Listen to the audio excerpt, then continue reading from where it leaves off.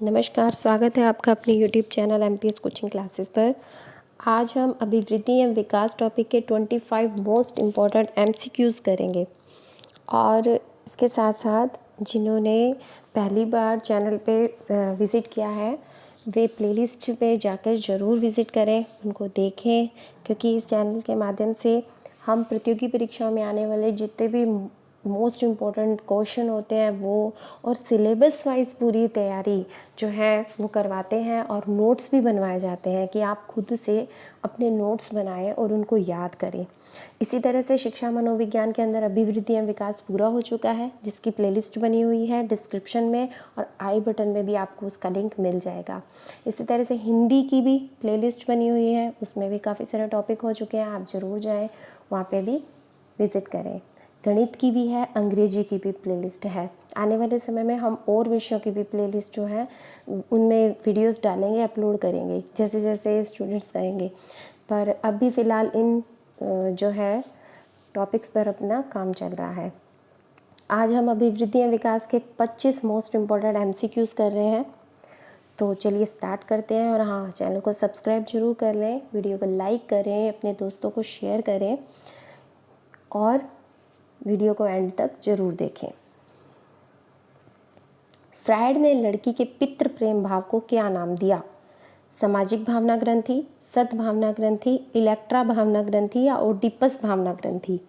तो फ्रायड ने लड़की के पितृ प्रेम भाव को क्या कहा है? याद रखिए, पितृ प्रेम भाव मतलब एक लड़की होती है, वो अपने पिता के प्रति आकर्षित होती है, उसको ज़्यादा प्यार करती है माता के कंपैरेटिवली, तो वो कौन सी होती है? इलेक्ट्रा भावना ग्रंथि। प्रारंभिक विद्यालय आयु किस अवस्था को कहा जाता है? शैशवावस्था, बाल्यावस्था, किशोरावस्था या प्रौढ़ावस्था? प्रारंभिक विद्यालय आयु तो किसको कहा जाता है? बाल्यावस्था को। किशोरावस्था जन्मोपरांत मानव विकास की कौन सी अवस्था है? पहली, दूसरी, तीसरी या फिर चौथी? कौन सी अवस्था है किशोरावस्था? पहली तो होगी शैशवावस्था, दूसरी होगी बाल्यावस्था और तीसरी होगी किशोरावस्था। तो किशोरावस्था तीसरी अवस्था है। इन बहुत ही इंपॉर्टेंट क्वेश्चन है, इन क्वेश्चंस को आप ज़रूर याद कर लीजिए, समझ लीजिए अपने टॉपिक से, जिस तरह से भी आपको याद रहे, क्योंकि ये पिछली प्रतियोगी परीक्षाओं में किसी ना किसी में पूछे ही गए हैं, किसी ना किसी और वे में भी। अच्छे वंशानुक्रम की संतान भी बिगड़ सकती है। किस किस से? वातावरण से, संगति से, बुरे वातावरण से, विचारों से। तो क्या वातावरण से, सिर्फ वातावरण से अच्छे वंशानुक्रम की संतान बिगड़ सकती है? नहीं। संगति से, उसने नहीं कहा कैसी संगति, तो संगति से भी नहीं। विचारों से, विचारों से विचार अच्छे भी हो सकते हैं, जरूरी तो नहीं कि वो बुरे विचार हों। तो इसमें जहाँ बुरा शब्द लिखा है वो हमारा उत्तर हो जाएगा, बुरे वातावरण से। नवजात शिशु स्वयं को किसी प्रकार के खेल में सम्मिलित करते हैं? कैसे खेलों में? सहकारी खेल में, समानांतर खेलों में, सहचर्य खेलों में या इंद्रियगामक खेलों में? कैसे खेलों में वो अपने आप को व्यस्त करते हैं या सम्मिलित करते हैं? बताइए। तो वो कौन से होंगे? इंद्रियगामक खेल। ऐसा तो नहीं हो सकता कि वो सहकारी खेल खेलें, समानांतर भी कोई खेल रहा हो उसके समानांतर वो खेल खेलें, या साहचर्य की उनमें भावना हो। वो नवजात शिशु है, इंद्रिय गत्यात्मक खेल वो खेल सकता है। हम जैसे जैसे हाथ करेंगे, उंगलियां करेंगे तो वो भी करेगा। गर्भाशय के वातावरण का प्रभाव पड़ता है बालक के किस पर पड़ेगा? जन्म पर, विकास पर, मृत्यु पर या शिक्षा पर? क्या पूछ रहा हो? गर्भाशय के वातावरण का प्रभाव किस पर पड़ेगा? जन्म पर पड़ेगा, विकास पर पड़ेगा, मृत्यु पर या शिक्षा पर? तो इसका उत्तर क्या हो जाएगा? विकास पर। किशोरों में संवेगों का विकास किया जा सकता है। कैसे किया जा सकता है संवेगों का विकास? हमें पहले तो अपना प्रश्न समझना चाहिए कि बात किसकी हो रही है? किशोरों की। और किसका करना है हमें विकास? संवेगों का। तो वो कौन सा हो जाएगा? कला, साहित्य, संगीत तथा सांस्कृतिक कार्यक्रमों द्वारा, अर्थशास्त्र के अध्ययन द्वारा, चिकित्सा शास्त्र के अध्ययन द्वारा या उपरोक्त सभी द्वारा? कैसे करेंगे हम उसके संवेगों का विकास? तो देखो जी, कला साहित्य संगीत तथा सांस्कृतिक कार्यक्रम बहुत ज़रूरी हैं उसके संवेगों को काबू करने के लिए। एक हमारे पास यहाँ जो ऑप्शन है उपरोक्त सभी, क्या अपनी क्या आदत होती है कि कभी प्रश्न में ऐसे ऑप्शन आता है ना उपरोक्त सभी, तो झट से जाके उस पर अपने क्या करते हैं, टिक लगा देते हैं। ऐसा कभी नहीं करना चाहिए। हमें सबसे पहले पूरा प्रश्न पढ़ना चाहिए और फिर सारे ऑप्शन पढ़ने चाहिए। तो क्या इस जो हमारे पास ये जो प्रश्न दिया गया है, इस मामले के अंदर क्या अर्थशास्त्र के अध्ययन द्वारा हम उसके संवेगों का विकास कर सकते हैं, चिकित्सा शास्त्र के द्वारा कर सकते हैं? तो इसमें उत्तर हमारा हो जाएगा सिर्फ और सिर्फ अ, कला साहित्य संगीत तथा सांस्कृतिक कार्यक्रमों द्वारा हम किशोरों के संवेगों का विकास कर सकते हैं। तो प्रश्न पूरा पढ़ें अंत तक, फिर चारों के चारों ऑप्शन पढ़ें। भले आपको प्रश्न का उत्तर आता हो, देखते ही आता हो, पर चारों ऑप्शन जरूर पढ़ें। हाँ जी, फ्रायड ने लड़कों के मातृ प्रेम भाव को नाम दिया ओडिपस भावना ग्रंथि, इलेक्ट्रा भावना ग्रंथि, थायराइड भावना ग्रंथि या सामाजिक भावना ग्रंथि। हम ऊपर पितृ प्रेम भाव को जो लड़कियों के द्वारा होता है वो करके आए हैं, उसका उत्तर था इलेक्ट्रा। तो थायराइड भावना ग्रंथि नहीं होता, सामाजिक भावना ग्रंथि भी नहीं होता, तो दूसरा कौन सा होता है, ओडिपस भावना ग्रंथि। ये हमारे नोट्स के अंदर हमने ये किया था कि इलेक्ट्रा भावना ग्रंथि होती है और एक ओडिपस भावना ग्रंथि होती है। इलेक्ट्रा होती है वो तो करती है पितृ प्रेम, जो किस लड़की के द्वारा होता है, और जो ओडिपस भावना ग्रंथि होती है वो होती है मातृ प्रेम, जो लड़के के द्वारा होती है। तो इसके अंदर हमारा उत्तर क्या हो जाएगा, ओडिपस भावना ग्रंथि। ठीक है जी, ध्यान से प्रश्नों को पढ़ना है कम से कम 2 बार, फिर जाके हल करना है। जन्म के समय शिशु में कौन सा संवेग होता है, ये भी मैंने कई बार नोट्स में भी करवाया है। जब हम इसके पूरी वीडियो कर रहे थे, पूरा ये टॉपिक किया था हमने, और उसके बाद जो प्रश्न किए थे उसमें भी ये प्रश्न बहुत इम्पॉर्टेंट है, मोस्ट इम्पॉर्टेंट कह लीजिए इसको, कई बार पूछा गया है और पूछा ही जाता है। तो जन्म के समय शिशु में क्रोध होता है, भय होता है, प्रेम होता है या उत्तेजना होती है? सिर्फ कौन सा संवेग होता है, उत्तेजना। वंशानुक्रम व वातावरण दोनों का महत्व कैसा होता है, ये पूछ रहा है वो। ऑप्शंस देखिए, समान होता है, वंशानुक्रम का अधिक होता है, वातावरण का अधिक होता है, या फिर इनमें से कोई नहीं। तो बताइए इसका उत्तर क्या होगा, सोचिए। हाँ जी, कैसा होता है, वंशानुक्रम एवं वातावरण दोनों का समान महत्व होता है एक बच्चे के बालक के विकास के लिए। हाँ जी, 11वां नंबर, नवजात शिशु में हड्डियों की संख्या होती है 206, 260, 280 या 270?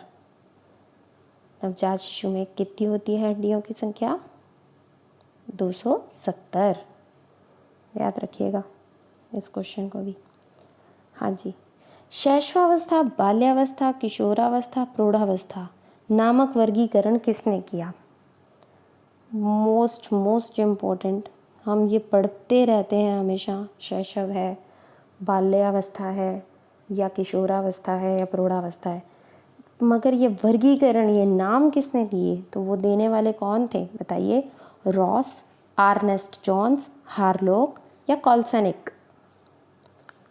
कौन थे? इसका उत्तर है ब, अर्नेस्ट जॉन्स।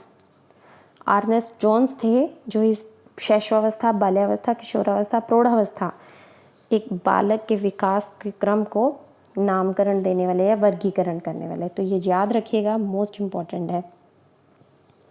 13वां प्रश्न देखिए, 20वीं शताब्दी को बालक की शताब्दी कहा जाता है, यह परिभाषा किसने दी? 20वीं शताब्दी बालक की शताब्दी, यह परिभाषा देने वाले कौन थे? Murray, Adler, crow and crow या जेबी वॉटसन? कौन थे? सोचिए, ये भी करवाया मैंने, जब परिभाषाएं करवाई थी वो अलग टॉपिक था, और जब हमने ये टॉपिक शुरू से किया था उसमें भी परिभाषाओं वाला जो आया था अपना, तो वहाँ भी किया था। तो कौन थे? Grow and grow.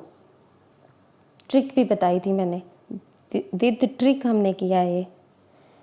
किस अवस्था को मिथ्या परिपक्वता का समय भी कहा जाता है? ये भी प्रश्न हमारा किया हुआ है। देखिए, ये प्रतियोगी परीक्षाओं में पूछे हुए प्रश्न है जो मैंने आपको कई बार जो है अब तैयार करवा दिए हैं। मुझे नहीं लगता ये अब गलत होंगे। बताइए, किस काल को मिथ्या परिपक्वता का समय भी कहा जाता है? शैशवावस्था, बाल्यावस्था, किशोरावस्था या प्रौढ़ावस्था? किसको कहा जाता है? बाल्यावस्था। जैसे बालक होता है, मैंने बताया था, छोटा सा होता है, उसको मम्मी कोई सामान लेने बाजार भेजती है, 10-20 रुपए देके, 50 रुपए देके, तो वो तो भाई जाता जाता अपनी कहानियाँ ही बुनता रहता है, दिमाग में स्वप्न देखने लग जाता है, मैं बड़ा हो गया हूँ, अब मुझे घर की जिम्मेदारी संभालनी है, देखो ना मम्मी ने मुझे सामान लेने भेजा है, इतने सारे पैसे दिए हैं। तो ये जो उसकी जो बातें होती हैं, खुद को कभी कभी बड़ी बड़ी बातों में भी वो इन्वॉल्व करता है, वो बोलता है कि मैं बताता हूँ, मैं करता हूँ। तो बच्चों का ये जो व्यवहार होता है, जब हम कहते हैं अरे कितना छोटा सा और इतनी बड़ी बड़ी बातें करता है, तो वो उसका कसूर नहीं होता, वो उसकी जो समय का, जो उसका विकास की अवस्था है, वो उससे वो करवाती है। जो बाल्यावस्था का जो समय होता है, उसमें उसको लगता है कि मैं परिपक्व हो गया हूँ, पर वो परिपक्व नहीं हुआ होता। वो कैसा परिपक्व होता है? मिथ्या, झूठी परिपक्वता। ये मैंने आपको पूरा करवाया था। और जिन्होंने ये टॉपिक नहीं किया है, जो पहली बार चैनल पे विजिट कर रहे हैं, तो वो जाके प्लेलिस्ट में ये वाला टॉपिक ज़रूर देखें। किशोर प्रौढ़ों को अपने मार्ग की बाधा समझते हैं, जो उन्हें अपने लक्ष्य स्वतंत्रता को प्राप्त करने में रोकते हैं। किशोर प्रौढ़ों को अपने मार्ग की बाधा समझते हैं, जो उन्हें अपने लक्ष्य स्वतंत्रता को प्राप्त करने के लिए उन्हें लगता है कि हमें ये रोकते हैं।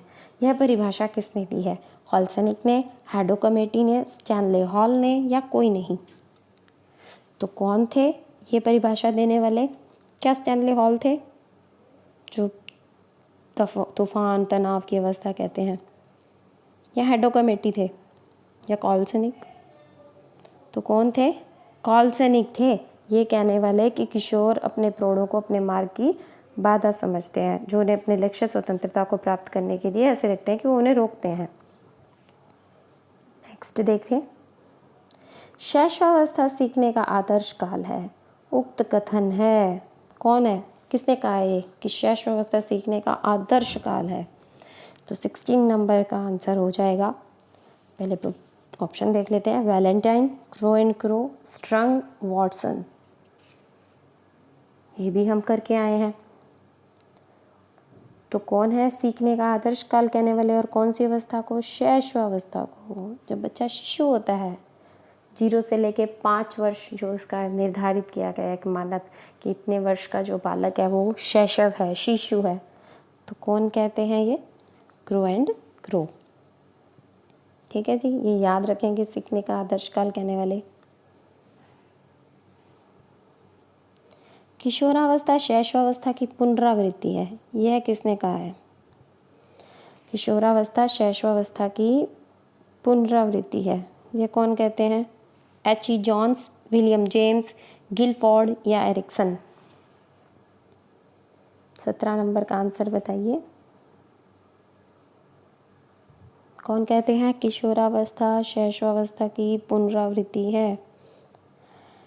तो इसको कहने वाले हैं एरिक्सन। इसको हमने ट्रिक से किया था, कैसे कि किशोरावस्था शैशवावस्था की पुनरावृत्ति है, कि शैशवावस्था के की जो रिएक्शन होता है किशोरावस्था में, तो वो क्या होता है, मैंने करवाया था एरिक्सन से रिएक्शन।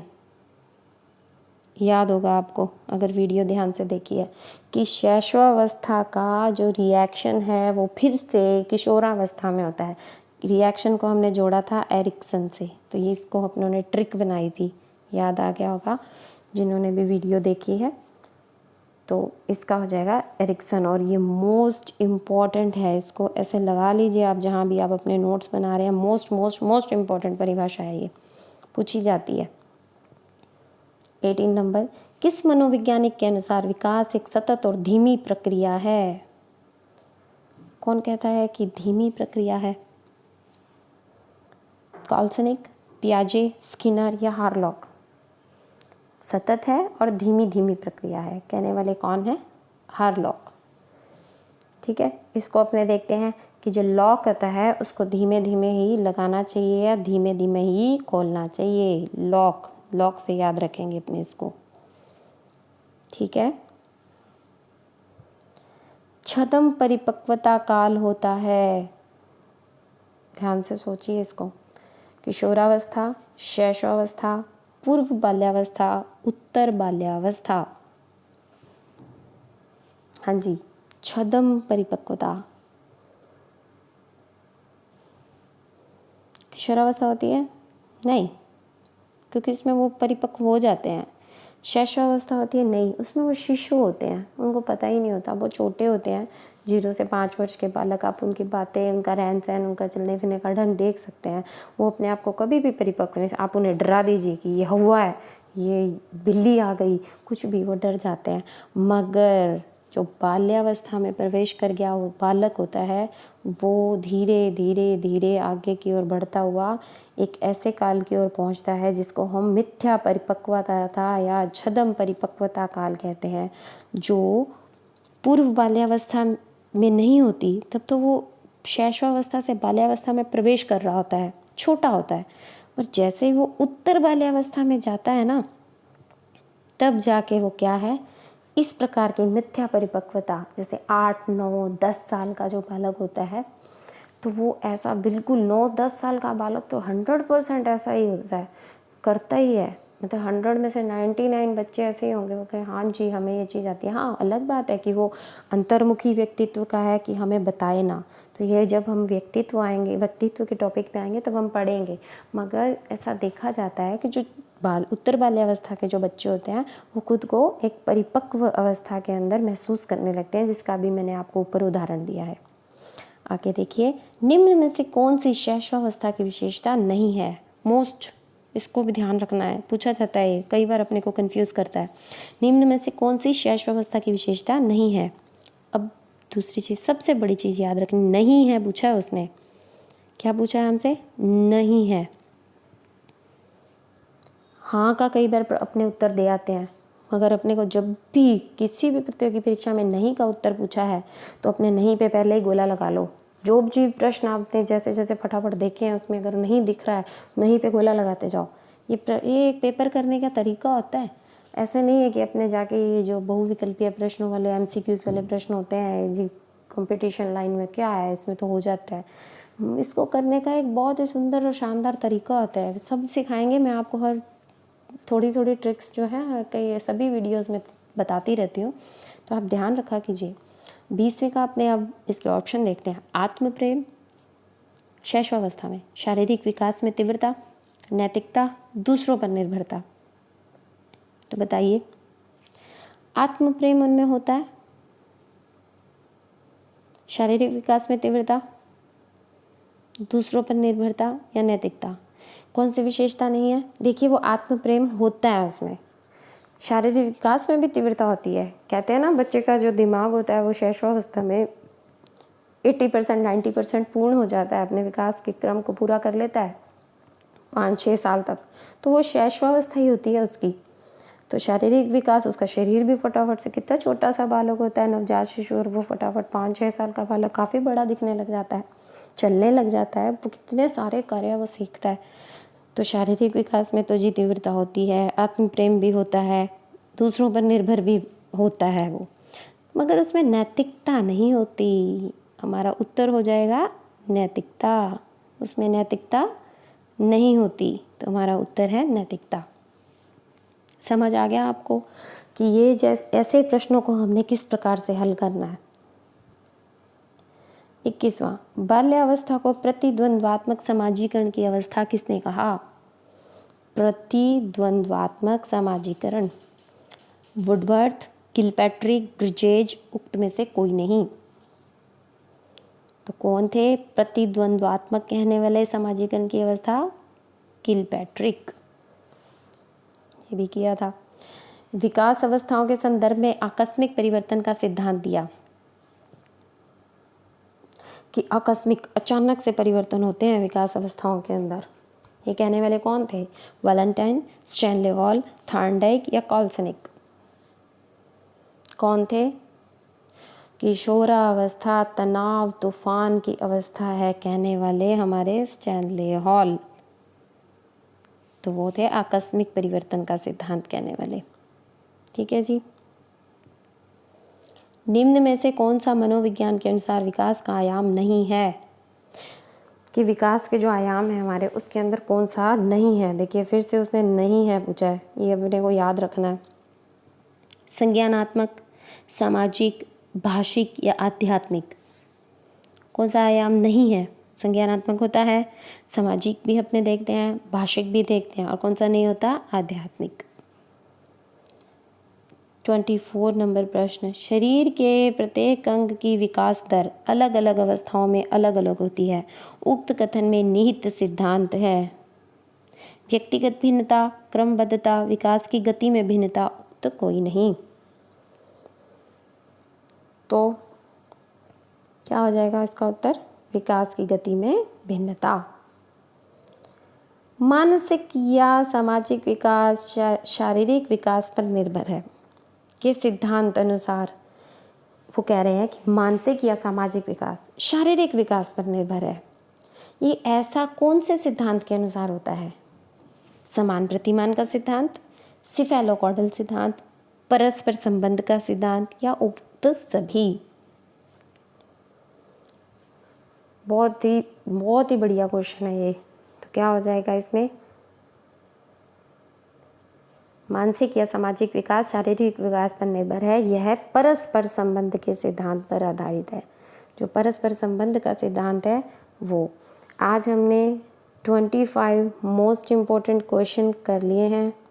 इससे पहले भी अपनों ने MCQs के क्वेश्चन किए, वो भी आप देखेंगे। और जिन्होंने चैनल को सब्सक्राइब नहीं किया है वो सब्सक्राइब भी कर लें, और लाइक करें, शेयर करें, और आपको हमारे वीडियो के नोटिफिकेशन के भी मिलते रहें। जब जब हम नई नई वीडियो डालें तो उसके लिए आप बेल आइकन भी प्रेस कर दें। ठीक है जी। अब नेक्स्ट वीडियो में अपने फिर मिलेंगे, तब तक आप अपने नोट्स बनाइए और अपना ख्याल रखिए। ओके जी, थैंक यू सो मच।